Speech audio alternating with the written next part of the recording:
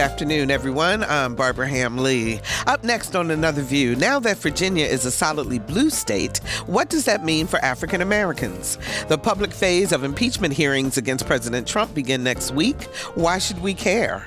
And here's something to think about. Is it harmful or helpful for black businesses to brand themselves as such? Is it better to hide minority ownership or shout it out loud?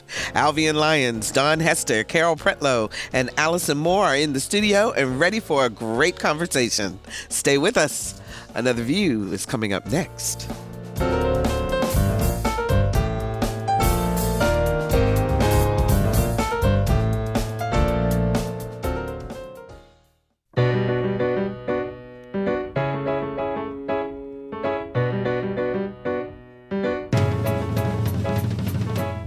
Discussing today's topics from an African American perspective, this is Another View. Hello, everyone, and welcome to Another View. I'm Barbara Ham Lee. Before we get the conversation going with our Another View roundtable, let me share with you two events coming up that I don't think you may want to, that I know you don't want to miss. Let's see if I could speak. How about that? The second Unmasking Hampton Roads education series begins on Thursday, November 14th at 7 p.m. at Tidewater Community College, Portsmouth campus. Unmasking HR examines the historic and contemporary impact of race and racism in Hampton Roads and is brought to you by the Hampton Roads Community Foundation and the Virginia Humanities. The classes are taught by the Virginia Center for Inclusive Communities. It's a three-part class on November 14th, 21st, and 23rd. It's free and open to everyone, but you must register at unmaskinghr.org. And Friday, November 15th and Saturday, November 16th are Movement Days at Hampton Roads. Movement Day is a 1 to 3 day gathering of committed Christian leaders determined to find solutions to the stubborn facts that plague a city or a region. Stubborn facts like poverty, crime, spiritual apathy, struggling education systems, unemployment. You get the picture. There are 3 Movement Day events in our area. On Friday, November the 15th from 8 until 9:30 in the morning, Bishop Claude Alexander, former president of the Hampton University's Ministers Conference, and and a board member of Movement.org, will speak on A Time to Heal, A Time to Hope. This event is free and open to everyone and will be at Gethsemane Community Fellowship, 1317 East Brambleton Avenue in Norfolk. Then at 11:30 on that same day, Bishop Alexander will present the historical roadmap for race relations in the church in America dating back to 1619 and how Movement Day can be a vehicle to bring diverse racial groups together to address local concerns. Again, it's free. It's open to everyone. And will happen at the New Beach Grove Baptist Church, 361 Beachmont Drive in Newport News. Then on Saturday, November the 16th from 9 until 10:30 a.m., there will be a community gathering at Williamsburg Community Chapel, 3899 John Tyler Highway in Williamsburg, followed by a leaders breakout session at 11:15. Now, for more information on all 3 of these events, visit FORORF.org. So that's for Norfolk, basically. FORORF.org/events. So there's lots going on in our area to heal the racial divide. We just need you to get involved. Now let's meet our roundtable pundit. She's Virginia's relationship expert and the host of The Lyons Den, heard on WHOV-FM, Ms. Alvean Lyons. Hey, Alvean. Hey, everybody. It's so good to have you back. I missed you all. She knows how to keep track of Norfolk's money. Norfolk City Treasurer Daun Hester. Hey, Daun. Hey. She has her students listen to Another View, and we thank her for that. Political science professor Carol Pretlow. Hey, Carol. Hi. How you doing? Oh, wonderful. And she was in the spotlight at a recent Hampton City Council meeting where she was honored for her entrepreneurship as a comedian and her soon-to-be-released coffee company, Black Please, Ms. Allison Moore. Hey, Allison, how you doing? Y'all. Hey. Good. Hey, now pay attention. Okay. So auntie say I gotta go. I'm on Facebook Live, y'all. I gotta go. This is a radio show. There we go. First of all, Allison, It was such a pleasure and such an honor to be seated in the audience at the City Council when they spotlighted you and your accomplishments. It was just awesome. As a matter of fact, ladies, the mayor of Hampton, Mayor Tuck, said, "Would everyone in the audience who came to support Allison please stand?" And the entire room stood up. Well, thank you for coming. You brought Lisa through the tunnel. She Absolutely, came brought Lisa through the tunnel. And yes. shout out to all the OGs and we both that were in drove there. separate cars too. Oh, How about that? Yeah, we were serious. 2 tanks of gas. So, Coffee Please, Black Please Yes. is a coffee company that Yes. you are working on developing. Yes. And you have been working on the merchandise. You've kind of got your branding in place. Yes. And there have been some issues. Maybe? Facts. So it's Okay. it's way easier to get merch than it is to get coffee. That's a whole real business.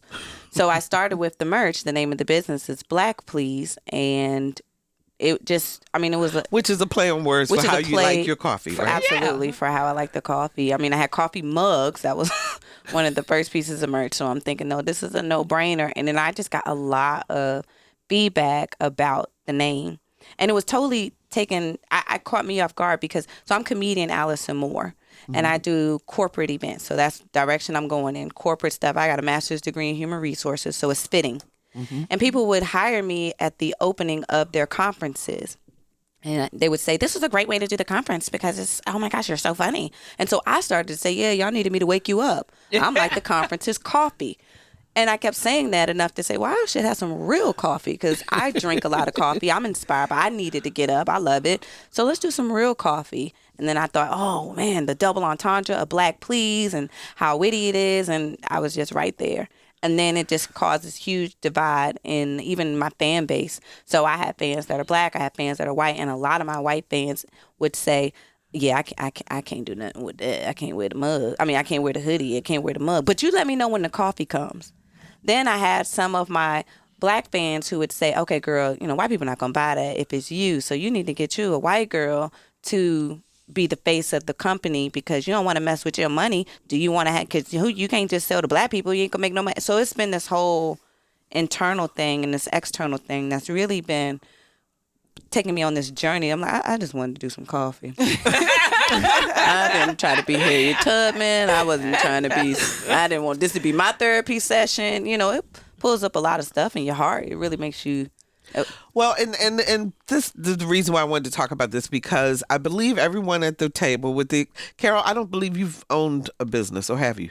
No, I haven't, but I come from a family of But people you own, who own businesses. So I'm just curious as to, for the rest of you, was this something you thought about as you were planning your business, planning the name of it? There's research that shows that there are a lot of African American businesses who deliberately don't put themselves out for the very reason of what's happening to Allison, that the feedback is negative, meaning then you wind up without the business. So, Alvean, I see you smiling over there because you've been in business for a while. Yep. Tell us the name of your company. So I am AL Inc. as an Alvean Lyons Incorporated. I find saying my name narcissistic, so I prefer just AL Inc. so nobody realizes that it's actually my name. And I fought that for a very long time, but my team was like, do know that they hire you to come in to do leadership training, speaking engagements. So to call it something other than you really isn't going to serve our purposes since it was actually making money at that point. But I owned 2 other businesses prior to eventually becoming AL Inc., where my name and my work became synonymous enough to be able to pay a full staff. So when I started my business, I started in educational consulting. And you may remember years ago when I did my first audiobook on parent education. And I was selling it to the school system, and they did buy several $1,000s worth of them that they provided to their parents during various parent education workshops and the like. And I purposely avoided putting my face on it. Eventually, I was encouraged to do so, but all of the pictures that were inside of the jacket, when you open them up, they literally were an umbrella of America, culturally speaking.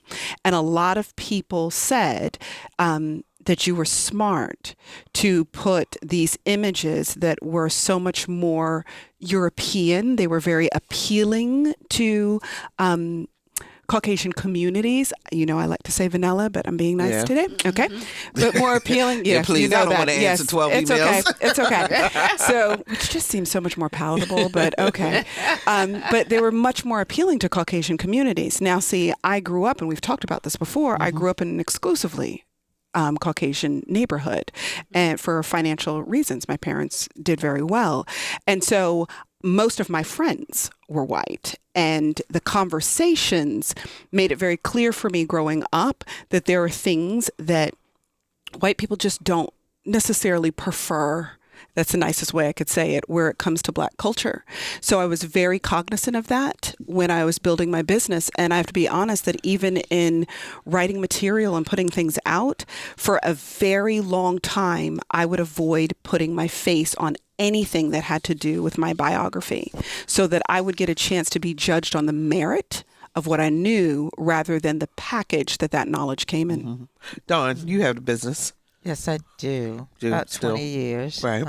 Education consulting and program design. And I never put my face on anything. It just, I based it on my experience. And I went after business based on my experience. Did and you what call I it could provide. your name? What's the name of the company? Hester and Company. Hester. Okay, so that could be anybody. Hester's black and white. Yes. So it could be anybody. So it's just Hester and Company, Education Consulting. And so people didn't know. So when I submitted proposals or, it wasn't that hard because of what I did. And it was based on experience. And so, but before I got in the door to do the training or whatever, people knew I was Black because, you had to go through the process of first getting the work and then how you're going to shape the work to present it. I had more issues as an elected official with a Black face. Really? Black and white. I told y'all Black men didn't like me either, some of them. Wow. Because you're a woman? Or Because because I was you're a strong Black woman. Because you're a strong Black woman. I got you. Yeah. I got you. Okay. Yeah. When I was on the city council. Yeah. I had a brother run against me. So, that was just because of who I was and my beliefs, and I wasn't going to let anybody back me down. So I've had more issues as a Black elected official than in running as a my business owner. Carol, your family owned businesses. Was there any discussion ever of, we can't let people know that we're a Black company? Well, I don't think that was true because one was a funeral home, Pretlow. They were dead by the time. Yeah.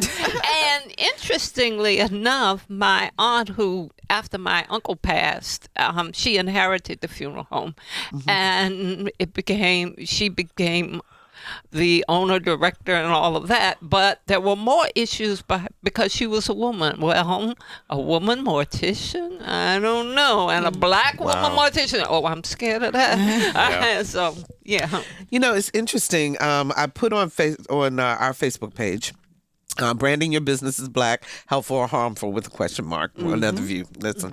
And Kate wrote back and she said, while I don't have an issue with Black branding, I do think there is a double standard in regards to it. It would never be acceptable for something to be obviously just for white people, not that CMT doesn't try their best. And I responded back, why do you assume that because a business is Black owned, that it's only for Black people?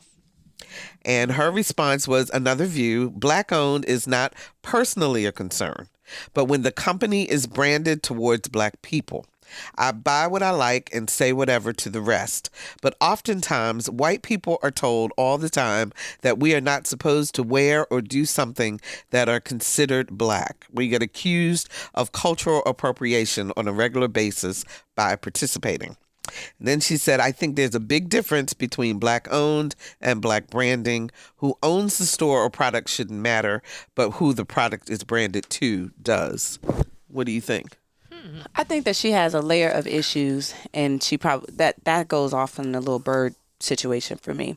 But for me, the name of the business is Black Please. I'm a Black woman, and right now, as a startup, I have a limited funds. I can't go out and hire a bunch of people for my commercials, my photo shoots. So who they're going to be? They're going to be my peers, many of them Black women.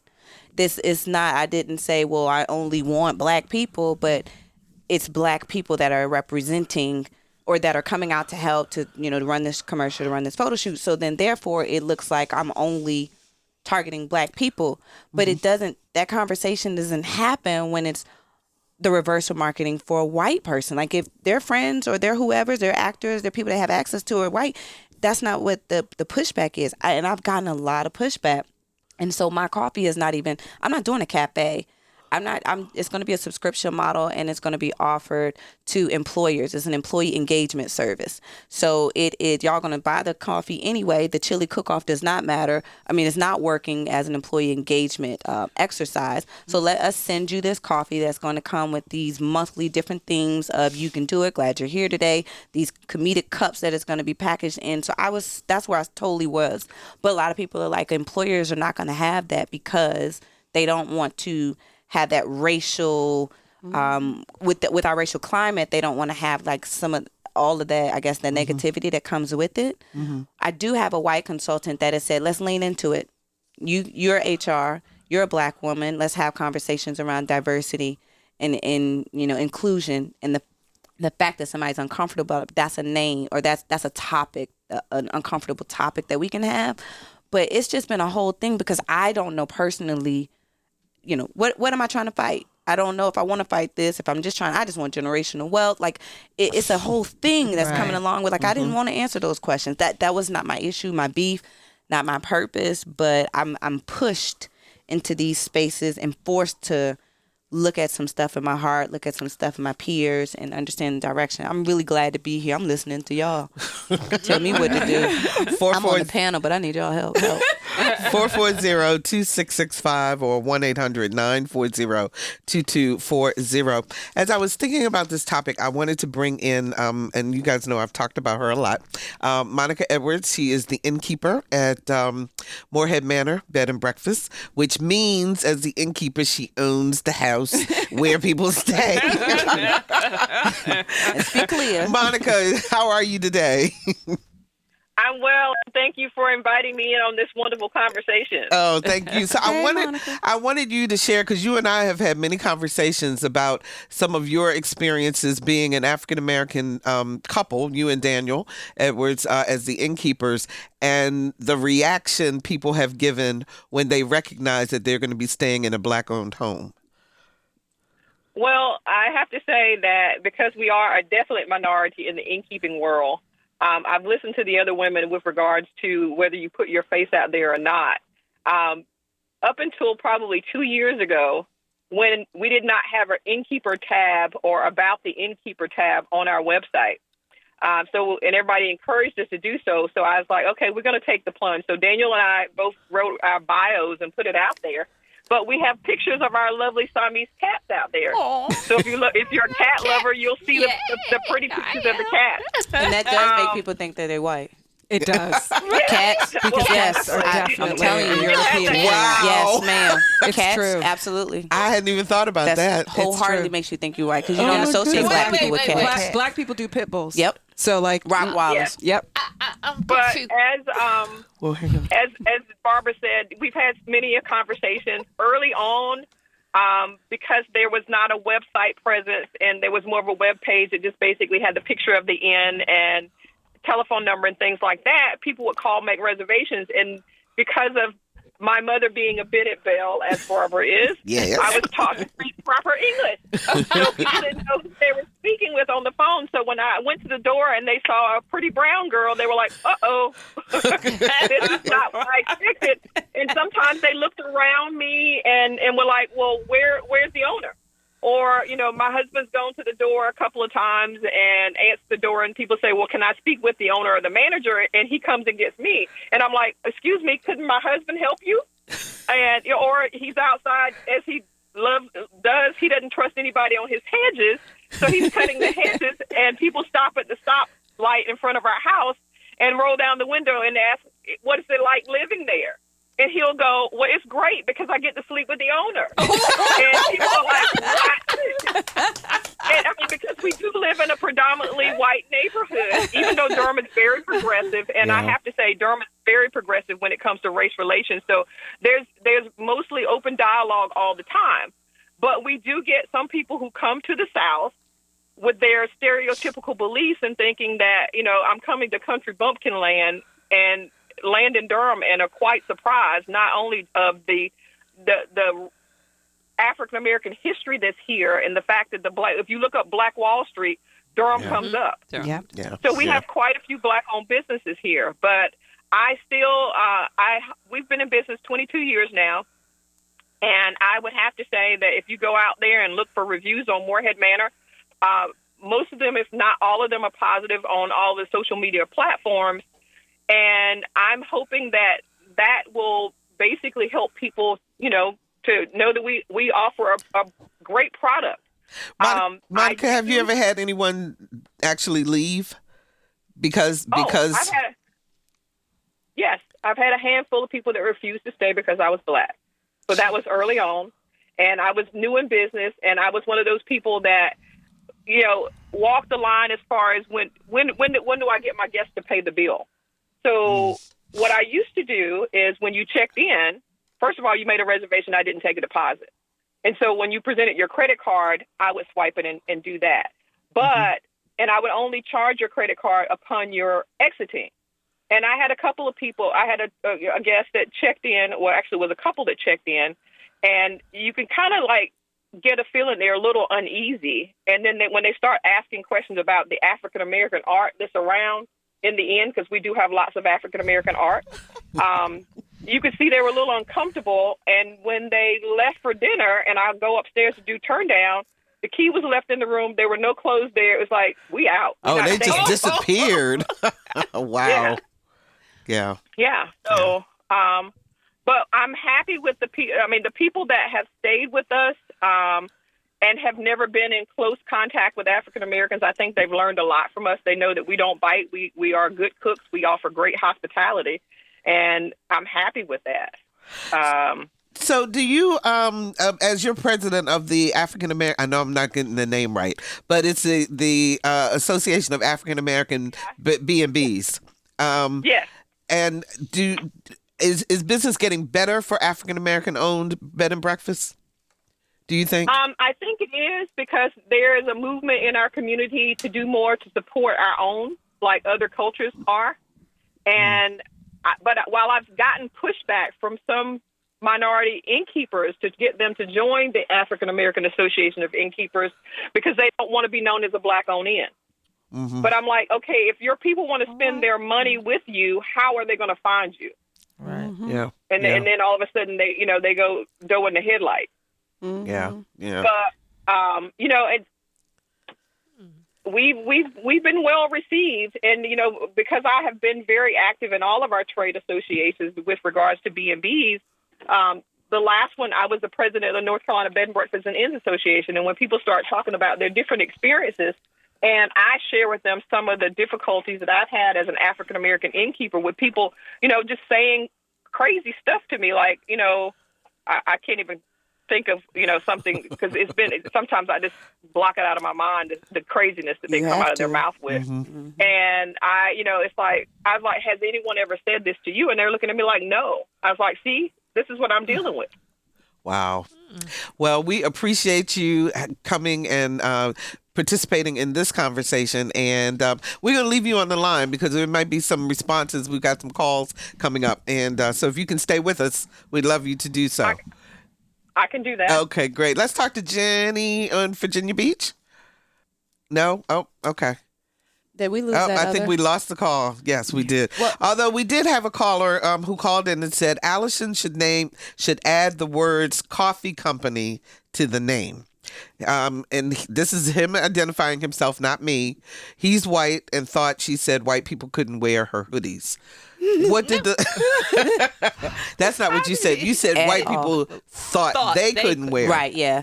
So they would say, well, I can't, or I couldn't, don't want to basically wear it. And would just want the coffee. But a lot of people have said, well, why don't you add black, please? Why don't you add coffee to it so that we'll know? And to me, I just think that that's a polite way for them to say, make it more comfortable or more palatable for me to receive. Because at the end of the day, nobody is buying a hoodie, a shirt, jeans, or nothing that says black, please, coffee. Sit down. Then it'll be 16 shirts. Oh, nobody told Old Navy to put Old Navy clothing, H&M clothing, Gap clothing. No, we walk around with Old Navy when that was popping. Old Navy, there was no explanation there, but you want me to do it. And what makes it more frustrating is that black please is never associated with anything other than coffee. I have been black for 36 years. We joke about a lot of stuff. We got our jokes. We think, well, thank you. We got our stuff, but we never say black please for anything other than coffee. And white people are the people who, in my experience, like their coffee black the most anyway. So I'm just like, oh, now you want me to put coffee on it so that it can make you more comfortable is how I feel. I would love to hear from our listeners. What do you think? Does Allison need to change the name? Should you automatically assume because a business is branded or owned by an African American that you won't get the same quality, that you can't patronize it, that it is only for black people? Give us a call, 440-2665 or 1-800-940-2240. Jenny joins us from Virginia Beach. Hi, Jenny, you're on the air. Hi, good afternoon. I just wanted to chime in here. I stayed at Moorhead Manor with my sister a few years ago, and actually I know the connection between you and Monica. But I will be honest, I was pleasantly surprised when I realized that our hosts were African American because I had no idea. The place looked beautiful. I booked it online. We had the best stay. And Monica is a fabulous cook. She is. Yes. I would stay there in a heartbeat. It's just wonderful, and congratulations to you, Monica. I do need to come back. Oh, Jenny. So, Jenny, when you arrived, did anything go through your head? Did it bother you at all? No. I'm assuming you're not African American. Correct. And I've stayed in a lot of bed and breakfasts. I've just never stayed in one that was owned by an African American. And it was, like I said, I love the art. The home was just tasteful and beautiful and comfortable. I think my sister and I, and then one other guest, we kind of had the run of the place that night that we stayed. And we had a good time. Oh, that's great. Well, thank you so much for the call. Monica, you want to respond to Jenny? Thank you, Jenny, for that. You're welcome. And the pennies for that. All the people in the Hampton Roads area need to take Jenny's advice and come to Durham and visit with me. If you're just joining us, we're talking about current events, and we're also talking about branding black businesses with the Another View Roundtable. Talk show host Alvean Lyons, Norfolk City Treasurer Daun Hester, NSU political science professor Carol Pretlow, and comedian Allison Moore. Let's talk to Kathy from Virginia Beach. Hi, Kathy. You're on the air. How are you? Okay, great. Good. I just wanted to say I love the idea of the black bees, and I would like to buy a couple of mugs. Oh, that's great. I would like you too, Queen. No, it's adorable. Oh, so we're releasing some new merch at the end of the month for around the Black Friday holiday. So you can just visit blackpleasecoffee.com. And, this is a new startup. So our website, we're just growing, working with the Norfolk State University Innovation Center in their program and making sure that we're doing things the right way and plugging in. And so I appreciate your support and you as a customer and a future customer, and thank you. Thanks. Sure. And I would just like to encourage all of you to keep going with your businesses. You're never going to please 100% of the people, but as long as you have a good product and you're putting forth the way you want to, I applaud you. Okay, great. Thanks, Kathy, for the call. We appreciate it. Nina joins us from Chesapeake. Hi, Nina. You're on the air. Hey there. Hey now. Hey. Great conversation. Allison, congratulations. Thank you. Nina Bruton. Hey, Queen. And hey, girl. And so, hello, Barbara. Thank you for this conversation. Just quickly, it kind of pinged my heart a little bit when the previous caller said that she was pleasantly surprised to find that the owners of the bed and breakfast where she was staying were African American. And it is my hope that Black business owners are like Allison and the sister who owns the bed and breakfast, are bold enough to find their path in helping people along in this journey, so that for white people don't act surprised. They're not surprised when we are human. or good business, and then human in different ways, good business owners. And I know the sister didn't mean any offense by no means. But you understand I think that maybe she was pleasantly surprised that it was a Black Yeah, she was happy about the fact that it was a Black owner. It was like the icing on the cake. Yeah, it was like the icing on the cake. Right. I get it. But my hope is that we don't necessarily appease or always have to say Black owned. We should want to, like we said before. Right. But to give people a disclaimer, if you will. Come get this good service. Come get this comedy. Come get this Black coffee. And y'all step up to the plate and learn. Right? Yeah, absolutely. Thank you so much, Nina, for the call. We appreciate that. There was a study done. I want to read this to you guys. I got my over 40 eyes now. Okay, there was a collaborative effort between researchers at the University of Virginia's Frank Batten School of Leadership and Public Policy and Arizona State University's Finance Department, asking at the start of the research effort, here's the question: when the typical person engages in a consumer transaction, usually as a buyer, does he or she try to avoid dealing with minority sellers, and does he or she treat minority sellers differently? The team found that customers reached out to Black sellers less and would make offers to them less frequently. When offers were made, they were consistently lower than the offers made to white sellers. Mm-hmm. So, there's science behind this. It's not just that, people are saying, oh, stop being so sensitive. Mm-hmm. But there's actually research and science behind it. And it also reminds me of other areas in our lives where we have to, in a transactional way. I'll never forget the first time I was with a friend who was selling her home. And, I came in and she had stripped it completely. All the Black art was gone, any pictures of the family, all of that, and it was, her real estate agent said, if you want to sell this house, it's true, though. you have to. So what does that say about losing our identity, though? But, okay, so it's not just about us losing our identity as much as it is. This is Alvean Lyons speaking. Yes, sorry. As much as it is a realization of who America really is. And it's a sad realization, but it is fact. Okay, like you're absolutely right. The data speaks to the difference between the experiences of people of color in business. Same thing is true for minority business. It is also true for Christian business if we were to go even further into the data. That there are labels in our community, our American community, that create natural isolation. Same thing is true when you're having a conversation of Christian music versus gospel music. The word Christian suggests white believer. The word gospel suggests Black believer.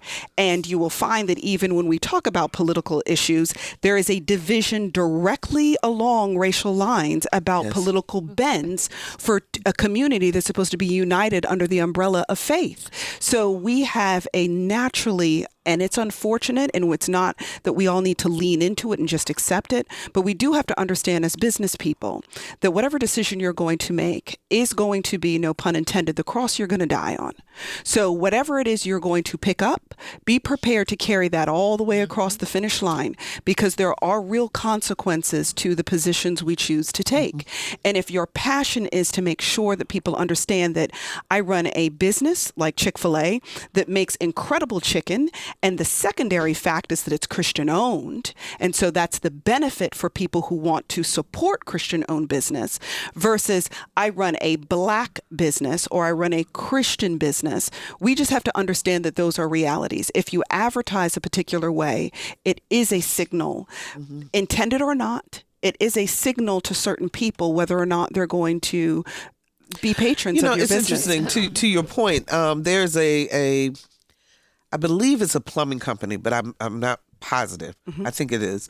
They have trucks. I see them all over town, but they have big scriptures written on their trucks. And I've always wondered if, in fact, that was an issue for them in terms of getting business. But then I see their trucks everywhere, so I figure they must be working. Well, if you ever looked at the bottom of a bag on Forever 21 for years, I haven't been there in a long time, but it's John 3:16 at the bottom of every one of their bags. Wow. But it's how covert or overt you're prepared to do this has a lot to do with what the outcome is ultimately going to be. Phones are lit up. Let's talk to Rhonda. Rhonda, I don't know where you're calling from, but hi. Hi. Where are you calling from, Rhonda? I'm in Norfolk. Okay. And I'm a vanilla woman in Norfolk. Thank you, Rhonda, because I mean that with so much delicious love when I say it. Thank you. Well, I appreciate this conversation so much. And I just want to say about the Black Please line of sweatshirts and clothing. And I think that is just hilarious, and I love it. And I think that one of the things that would prevent me from wearing something like that is I would be afraid that I would be considered appropriating or misappropriating. Mm-hmm. And, you know, I just really want to be sensitive to that. That is across all cultures right now. You know, there was the little girl that dressed up in like a kimono kind of a dress, and for prom a couple of years ago, and her classmates accused her of appropriating. And, you know, I think that a lot of people who are concerned about, you know, maintaining diversity and respect and things like that, we just want to make sure that we're doing the right thing. Okay, Rhonda, that's a very thoughtful assessment. Good. Let's get some response from you guys. So Allison, I have let's a start couple of biracial friends, the black and white biracial, and they said that same thing. So originally, when I started to get that pushback from white people, especially my fans, I was so hurt because I'm like, oh, you can laugh at my jokes, you can come to a show, but you don't want to really ride with me for real. You don't, you know, that was really hurtful.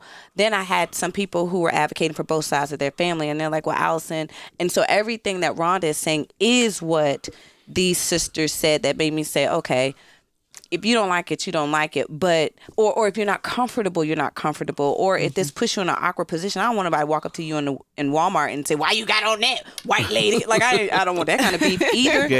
So I get it.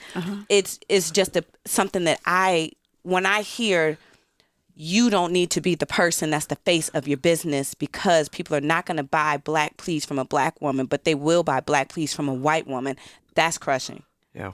And so I can't, you know, Rhonda, look, I get it, girl. I'm going to figure some stuff out because they're going to help me. And then I'm going to call you and tell you what to do. But I don't know Rhonda, thanks so much for the call. I appreciate that. Let me read this to you guys.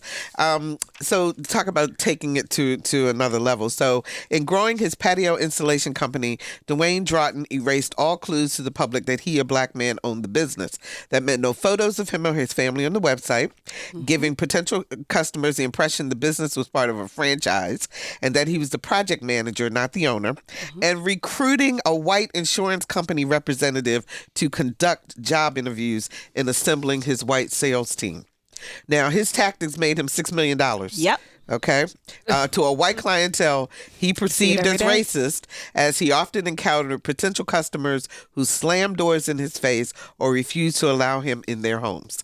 So when he tried to do it on his own, what it cost him for as what a business person. It cost him. My brother did the same thing. He was a real estate developer for years, and then he was in contract work. And he actually sat down with a friend of his, white friend of his, that he literally said, "I need to borrow your white face."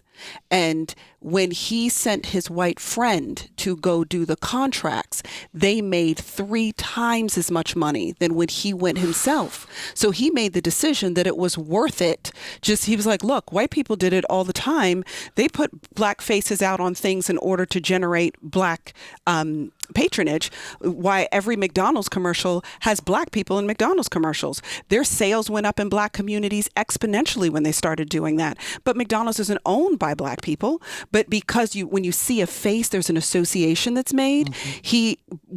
White people didn't trust their white money with his black face. But when he put a white face on it, they would spend, because he built multi-million-dollar homes, they would spend the money, and they never asked, who's the color of your boss? So over and over again, people have said, I have gone into rooms and I have an all black staff. It wasn't intentional. It just happened that way. And we have been asked, where are the white people? But when white people go in to do these trainings, nobody asks, where are the black people? So what should I do? Do you want me to answer that? Absolutely. Answer it. Well, I would say there are two things that I would say. I would say that just from a business standpoint, that anytime you have to explain your business, you're working from the back. You don't ever want to have to give an explanation of your brand, because if you leave space for people to define your brand for you, they're rarely going to define it the way you intended it.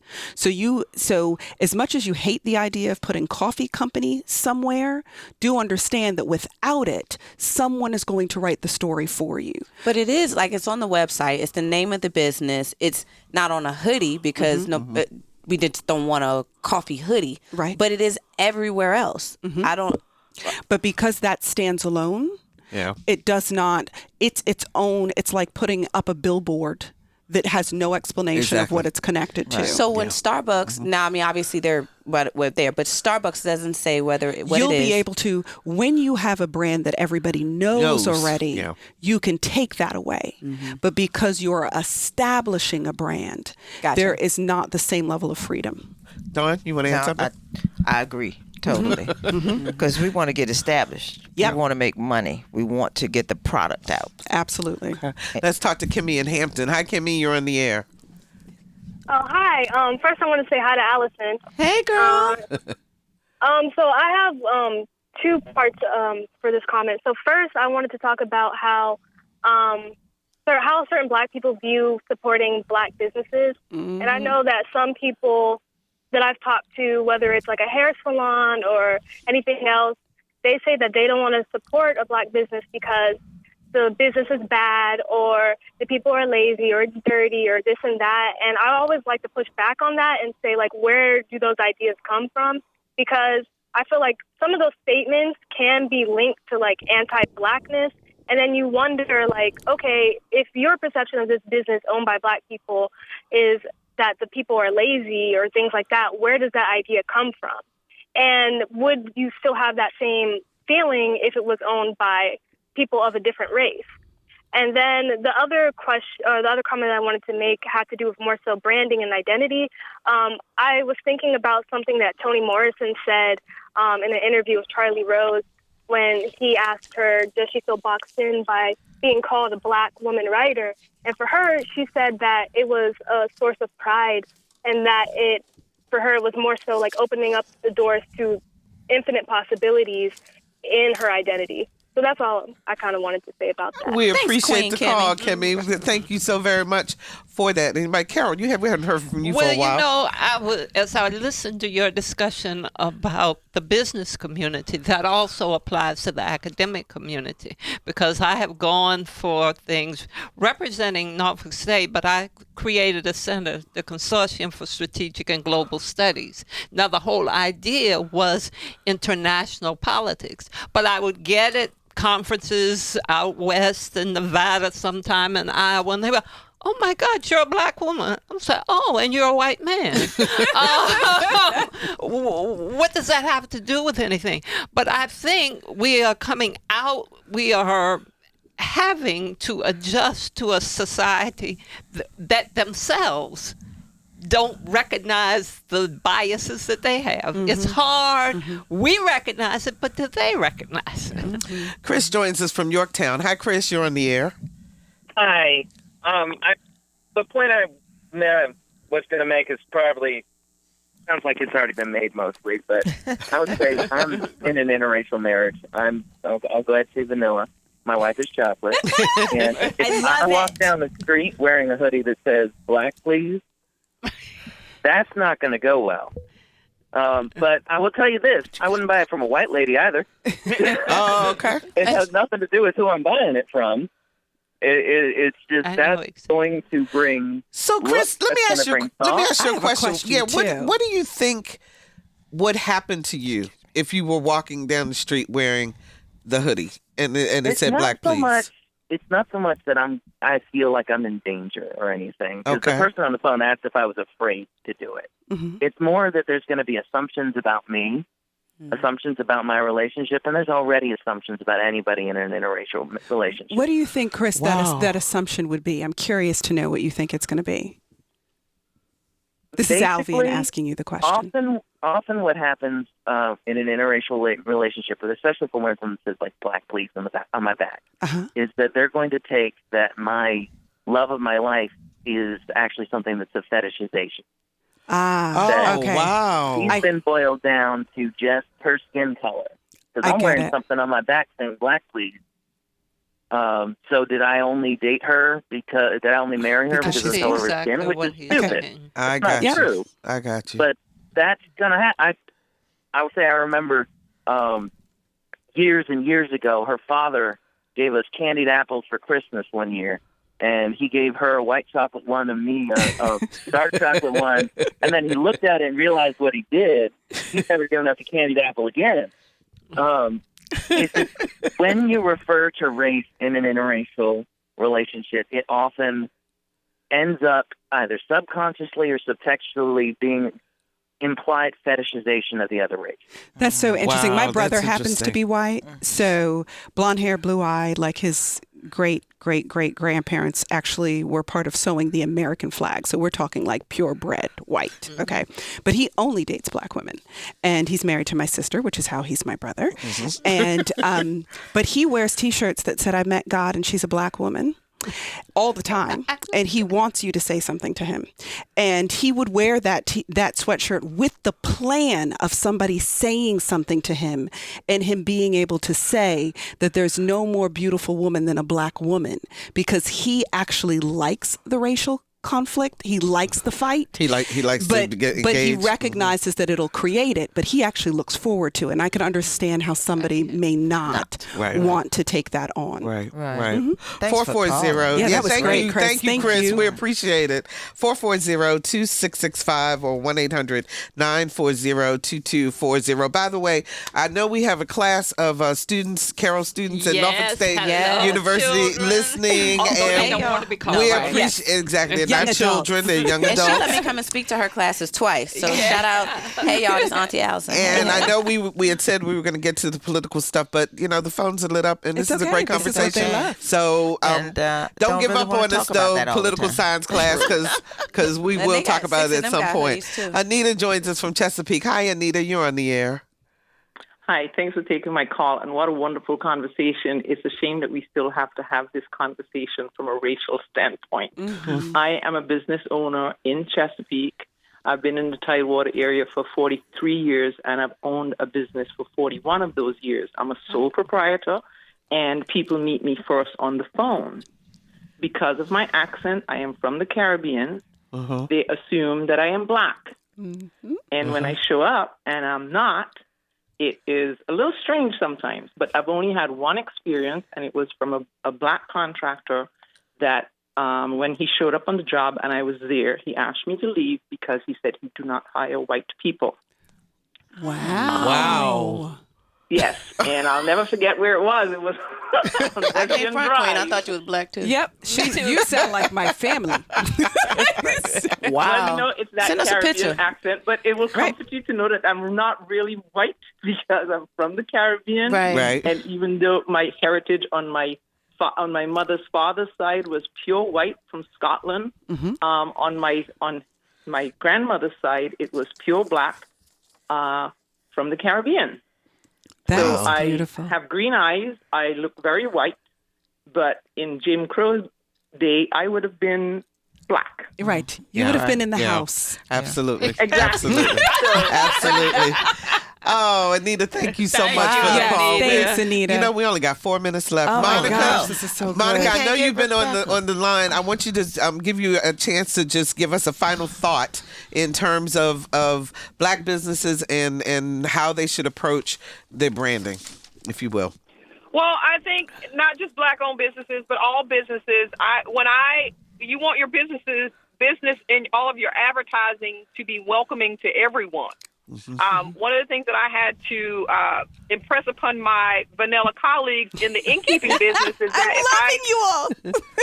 if I come to your website and I see pictures of people, which oftentimes you don't see pictures of people on a bed and breakfast website because we want you to envision yourself in the bedroom or on the property and things like that. Right. But if I'm only seeing pictures of non-brown people, that's an indication to me Also. that I may not be welcome to your property. That's such a great point. Monica Edwards, So go ahead. No, I was going to. So this is something to keep in mind whenever you're doing your advertising. You know, I've been in business long enough for my reviews and my reputation to speak for itself. And I don't care really if people are pleasantly surprised what color I am when they come to the door. We recognized when we took on this challenge 22 years ago that since only less than 1% of bed and breakfasts are owned by minorities, that we were going to be part of our purpose was to educate people. Mm-hmm. Yeah. So that's what we're doing. One reservation at a time. Right. And you know, it's great to have people like Julie that called in and said, you know, hey, I didn't know, but I had a great time and we were treated perfectly. Fantastic. Monica Edwards, she is the innkeeper at Moorhead Manor Bed and Breakfast in Durham, North Carolina. Thank you so much for joining us, Monica. We appreciate it. We have 2 minutes. I want to get Rebecca on really quickly. Rebecca from Gloucester, we got 2 minutes. What did you want to say? I just wanted to say real quick that the comments about the marketing and branding for Black Please were right on. She really should have her website address. It can be discreet, but it's like free advertising. And if people are quick to shop, and if I see that, I'm going to say, wow, I like that, and I can get it by just going there on my phone while I'm looking at it. You understand what I mean? Ah, okay. All right. She just needs to be open to that. Okay. But all right. And go ahead. Would you respond. buy something with a website on it? No. Exactly. But I understand what she's trying to say. I get what she's saying like, too. but find a different way to do that, perhaps. So somehow in getting this business up and going, and I like one of you, Daun or Alvean said, once you get established, you can make the change. So I need about $20,000 to get my first round, and I gotta sell merch to get this money. People are not gonna buy hoodies with websites on it the same way that they would for something that they feel like is fashionable. So she can give me the money. Well, there've been some other suggestions like using the word coffee to spell out the word black. Yeah, because it's defining which is another way, and it's very unique. But then you don't have to change what you're doing. Exactly. So, at any rate, ladies, our time is up as always. We're gonna have to Allison Moore, this. Carol Pretlow, Daun Hester, and Alvean Lyons. Thank you so very much and as thanks always. to all our callers. Exactly, the callers are fabulous. Thank you so much. On the website. Absolutely. And you know what? We are so grateful that you give us an hour of your life every day at noon or every Friday at noon. If you'd like to hear this show again or share it with a friend, please visit our website, anotherviewradio.org, and you can download the podcast. We're on Facebook, Twitter, and Instagram. I finally figured out Instagram. So show us some love on social media. Next week on Another View, the plight of the African American peanut farmer. You will have a greater appreciation of peanuts after you hear their stories. And Carol, we're going to your neck of the woods in Southampton County. Absolutely. So we're going to be talking about that. Now, we may be preempted, just to give you a heads up, because of the impeachment hearings. Yeah. If that is the case, we are still going to tape the show, and we'll be able to air it at a different time. So tune in next week, though, the plight of the African-American peanut farmer. Our theme music was composed and performed by Jay Sinnott. Lisa Godley is our show producer. Todd Washburn is our audio engineer, and Grace Douglas answered our phones. I'm Barbara Ham Lee. Thank you so very much for listening to Another View.